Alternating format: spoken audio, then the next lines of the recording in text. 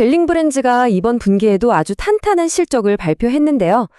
그런데 사실 진짜 중요한 이야기는 잘 준비된 발표 자료가 아니라 바로 그 다음에 이어진 월가 애널리스트들의 날카로운 질문과 답변 속에 있었습니다. 자, 그래서 오늘은 공식 발표 내용은 잠시 접어두고요.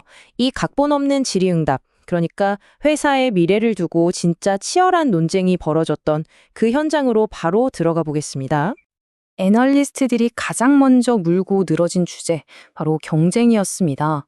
특히 벨링 브랜즈한테는 정말 중요한 판매 채널이잖아요. 이 클럽 스토어에서 경쟁이 얼마나 치열해지고 있는지 아주 그냥 집요하게 파고들더라고요. 이게 어떻게 된 거냐면요. 벨링 브랜즈의 핵심 거래처인 한 클럽 스토어가 관세 문제 때문에 매대에 빈 공간이 좀 생겼어요. 그래서 그 공간을 채우려고 단백질 코너를 잠시 넓혔는데 바로 이 틈을 타서 경쟁사 제품들이 프리미어 프로틴 바로 옆자리를 꿰차게 된 거죠. 그런데 재미있는 건 경영진의 반응입니다. CEO인 다시 데이븐 퍼트는 이걸 전혀 위협으로 보지 않더라고요. 오히려 경쟁이 심해지는 건 이 시장 자체가 크고 있다는 증거고 덕분에 더 많은 소비자들이 들어오게 되니 좋은 일이다. 이렇게 아주 긍정적으로 해석했습니다. 자, 이렇게 경쟁 구도가 좀 불확실해지니까 자연스럽게 다음 질문으로 넘어가게 되죠. 그래서 내후년 2026년 성장은 어떻게 될 것 같냐는 거였어요. 애널리스트는 어떻게든 힌트를 얻으려고 했는데 회사 측은 끝까지 확답을 주지 않았습니다. 이게 바클레이즈의 앤드류 라자 같은 여러 애널리스트들이 정말 집요하게 물어본 핵심 질문이었습니다.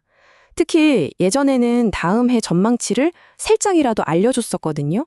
그런데 이번에는 입을 꾹 닫으니까 궁금증이 더 커질 수밖에 없었죠. 데이븐 포트 CEO의 답변에서 회사가 얼마나 신중한지 딱 드러나는데요. 예전처럼 공급이 부족할 때는 수요 예측이 쉬웠는데 지금은 재고가 넉넉하니까 상황이 완전히 다르다는 거예요. 대규모 프로모션 결과나 관세 영향 같은 변수들을 다 지켜보고 나서야 제대로 된 숫자를 말할 수 있다는 거죠. 이렇게 핵심 사업의 미래 성장에 약간 물음표가 찍히니까 애널리스트들의 관심은 자연스럽게 혁신, 즉 신제품으로 쏠렸습니다. 과연 신제품이 새로운 성장 엔진이 되어줄 수 있을까요? 여기에 대한 회사의 대답은 올해 내놓은 2개의 신제품 라인이었습니다.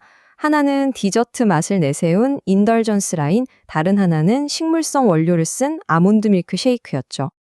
인덜전스 라인은 벌써부터 반응이 아주 뜨겁습니다. 단순히 기존 고객이 더 사는 수준이 아니에요.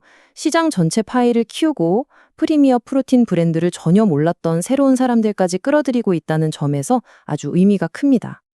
그럼 이제 막 출시된 아몬드 밀크 쉐이크는 어떨까요? 아직 시장 전체의 성공을 말하기엔 좀 이르지만 아마존 같은 온라인에서는 초기 판매 데이터가 꽤 괜찮게 나오고 있다고 합니다. 하지만 이렇게 잘 나가는 성장 스토리 이면에는 또 다른 현실이 있었습니다. 매출이 늘어나는 건 좋은데 수익성을 깎아먹는 요인들이 만만치 않았거든요. 애널리스트들이 바로 이 부분을 날카롭게 파고들었습니다. CFO인 폴 로드가 4분기 전망을 내놨는데 이게 좀 암울합니다. 작년 같은 기간이랑 비교해서 이비타 마진이 무려 300bp, 그러니까 3%포인트나 떨어질 거라고 예상하더라고요. 왜 이렇게 마진이 떨어지나 봤더니 원인이 복합적이었습니다. 일단 판촉비를 예전처럼 쓰기 시작한 게 가장 큰 부담이고요. 여기에 유청 단백질 같은 원자재 가격도 오르고 포장 바꾸면서 들어간 일회성 비용까지 겹친 거죠. 더 큰 문제는 이 비용 압박이 올해로 끝나는 게 아니라는 점입니다. 회사에서도 이미 내년에도 유청 가격은 계속 비쌀 거고 새로운 관세까지 붙어서 부담이 될 거다라고 예고하고 있습니다. 그러니까 결국 이번 실적 발표 질의응답을 한 문장으로 요약하면 기회와 도전 사이의 팽팽한 줄다리기라고 할 수 있습니다. 벨링 브랜즈가 가진 막강한 브랜드 파워와 시장 지배력이 있지만 동시에 만만치 않은 외부의 도전에 직면해 있는 거죠. 그래서 마지막 질문은 바로 이겁니다. 경쟁은 더 치열해지고 비용 부담은 점점 커지는 이 환경 속에서 과연 강력한 브랜드 파워라는 근육만으로 이 모든 도전을 이겨낼 수 있을까요? 앞으로 우리가 벨링 브랜즈를 지켜봐야 할 가장 중요한 포인트가 바로 여기에 있습니다.